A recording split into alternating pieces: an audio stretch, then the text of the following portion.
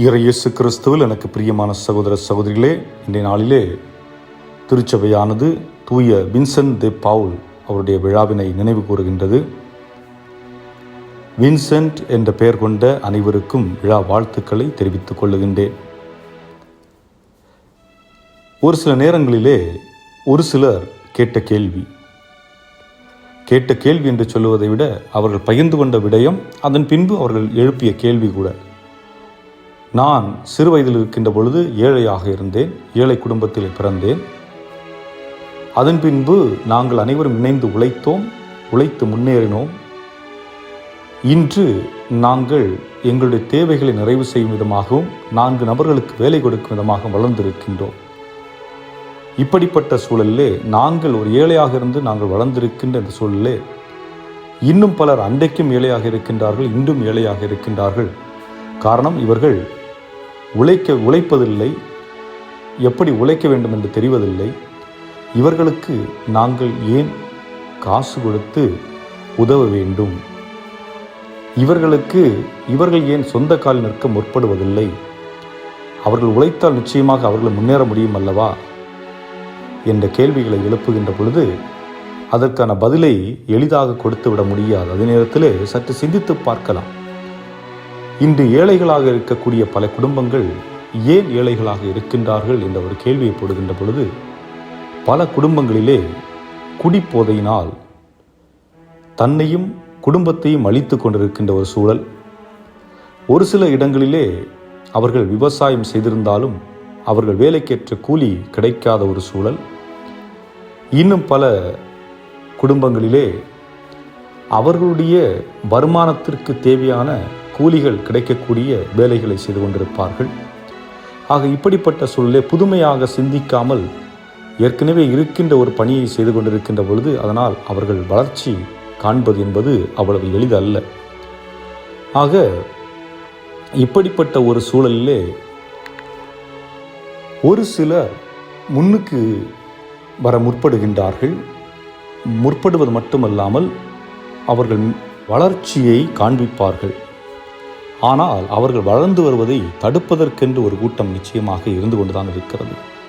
ஒருவர் வளர்ந்துவிட்டால் அவர்களை தட்டி தாழ்த்திவிட வேண்டும், அவர்களை அவமதித்து அவர்களை முன்னுக்கு வரக்கூடாது என்று முடிவு கட்டி மேலிருக்கக்கூடிய நபர்கள் செய்வதும் உண்டு. ஆனால் அதிலும் ஒரு சிலர் முட்டி மோதி முன்னுக்கு வந்து விடுகின்றார்கள். ஆக முயற்சி செய்தால் வெற்றி பெற முடியும் என்று ஒரு பக்கம் இருந்தாலும், உழைத்தாலும் உழைப்புக்கேற்ற ஊதியம் இல்லை என்பதும் யதார்த்தமான உண்மையும் கூட. அதே நேரத்திலே குடிப்பழக்கங்களும் போதை பழக்கங்களும் தவறான உறவுகளும் குடும்பங்கள் சிதைவதற்கு காரணமாக இருப்பது என்பதை நாம் மறுக்க முடியாது.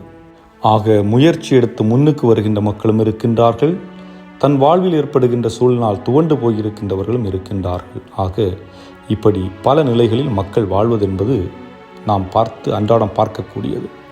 இயேசு வாழ்ந்த காலகட்டத்திலும் சரி, தூய வின்சென்ட் தி பவுல் வாழ்ந்த காலகட்டத்திலும் சரி, இன்று நாம் வாழ்ந்து கொண்டிருக்கின்ற காலகட்டத்திலும் சரி, ஏழைகள் இருந்து கொண்டுதான் இருக்கின்றார்கள். ஆனால் ஒவ்வொருடைய பார்வையும் வித்தியாசப்படுகின்றது. இயேசு அந்த மனிதர்களை பார்த்த பார்வை என்பது வேறு, நாம் பார்க்கின்ற பார்வை என்பது வேறு.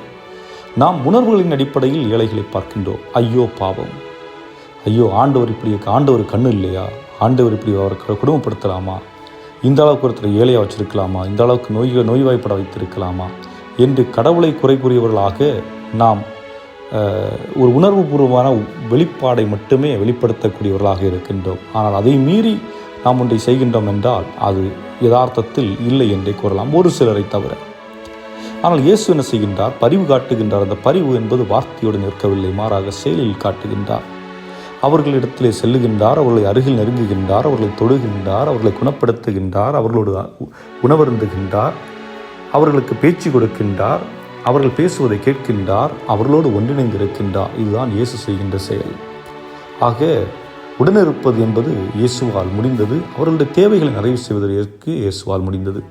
நம்மால் முடியுமா முடியாதா என்ற ஒரு கேள்வி நமக்கு எழலாம். ஆனால் அதை நாம் வின்சென்ட் தி பவுல் அவருடைய வாழ்வின் மூலம் அறிந்து கொள்ள முடியும். அவர் தன்னுடைய தொடக்க காலகட்டத்திலே என்ன செய்தார் என்றால், குருவானவரான பின்பு தானும் தனக்குரியவற்றை தன்னுடைய தேவைகளை நிறைவு செய்த வேண்டும் என்றுதான் அவரும் ஆசைப்பட்டவர். ஆனால் ஒரு கட்டத்திலே ஒரு ஏழையை சந்திக்கின்றார். ஆப்பிரிக்க நாட்டிலே ஒரு ஏழையை சந்தித்து அவருடைய அனுபவத்தின் அந்த ஏழையை சந்திக்கின்ற அந்த அனுபவமானது அவருடைய வாழ்விலே மாற்றத்தை கொண்டு வருகின்றது. இப்படிப்பட்ட ஏழை மக்கள் இந்த உலகில் வாழும் பொழுது நான் மட்டும் எல்லா வசதிகளோடும் வாழ்வது என்பது நல்லதா என்ற ஒரு கேள்வி அவருக்கு எழுகின்றது. அந்த கேள்விக்கான விடைதான் பல குழுக்களை உருவாக்குகின்றார், பல அமைப்புகளை உருவாக்குகின்றார். இந்த அமைப்புகள் என்பது சாதாரண அமைப்புகள் அல்ல. ஒன்று பெற்றோர்களை இழந்த குழந்தைகளுக்காக, மற்றொன்று முதியவர்கள், அதாவது தன்னுடைய பிள்ளைகளால் கைவிடப்பட்ட முதியவர்களாக இருக்கலாம், அல்லது குடும்ப சொந்த பந்தங்கள் இல்லாத முதியவர்களாக இருக்கலாம், அவர்களுக்கான முதியோர் இல்லம். அதுபோன்று ஏழைகளாக இருக்கின்ற மக்களுக்கு உணவு, உடை, உறைவிடம், இதுபோன்று பல்வேறுபட்ட நல்ல காரியங்களை அன்றைக்கே செய்ய ஆரம்பித்தார். அது மட்டுமல்ல, இது உதவி செய்வது, சேரிட்டபிள் ஒர்க், அதுபோன்று ப்ரீச்சிங் ஒர்க், இறை வார்த்தையை போதிப்பதற்கான ஒரு சபையை தோற்றுவிக்கின்றார். அதுதான் வின்சென்ட் சபை என்று சொல்லுவோம். ஆக இறை வார்த்தையை போதிப்பதற்காகவும் அந்த போதிக்கின்றவற்றை செயல்படுத்துவதற்கு அவர் குருக்கள், கன்னியர்கள் மற்றும் பொதுமக்களையும் இறைவன் மீது நம்பிக்கை கொண்ட மக்களையும் ஒன்றிணைக்கின்றார் பல குழுக்கள் வழியாக. அவ்வாறு அவர் இறைவனுடைய வார்த்தையை மட்டுமல்ல, அவர் இயேசு சொன்ன வார்த்தையை செயல் வடிவத்திலே மக்களிடத்திலே கொண்டு செல்லுகின்றார். ஆக இன்று நாம் கேட்க வேண்டிய கேள்வி, நான் எப்படிப்பட்ட ஒரு வாழ்க்கை வாழ்கின்றேன்? இறைவன் என்னை எதற்காக அழைத்திருக்கின்றார்? என்னுடைய வாழ்வினால் பிறருக்கு நன்மை நடக்கிறதா, அல்லது என்னுடைய வாழ்வினால் நான் என்னுடைய சுயநலத்திற்கு மட்டும் முக்கியத்துவம் கொடுத்து கொண்டிருக்கின்றேனா? பிறநலம் பேணி வாழ்ந்தேன் என்றால் அது மகிழ்ச்சி நிறைந்தது. என்னுடைய வாழ்வு மட்டுமே என்று நான் வாழ்ந்தேன் என்றால் அது சுயநலத்திற்குரியது. நிச்சயமாக என்னையும் அது ஒரு நாள் தனிமைப்படுத்தும். ஆகவே நான் தனிமைப்படுத்தப்படாத ஒரு மனிதராக வாழ வேண்டும் என்றால் நான் பிறநலம் சார்ந்தவனாக, இயேசுவை போன்று பிறருடைய வேதனையில் பங்கெடுக்கக்கூடியவராக, பிறருடைய நல்ல காரியங்கள் பங்கெடுக்கக்கூடியவராக, ஒற்றுமை உள்ள ஒரு மனிதனாக நான் வாழ வேண்டிய அருள்வரத்தை கேட்டு இந்த நேரத்திலே ஆண்டவரிடத்திலே மன்றாடி இந்த நாளை இறைவன் கரத்திலே ஒப்புக் கொடுப்போம். இறைவன் உங்களை நிறைவாக ஆசீர்வதிப்பாராக. ஆமென்.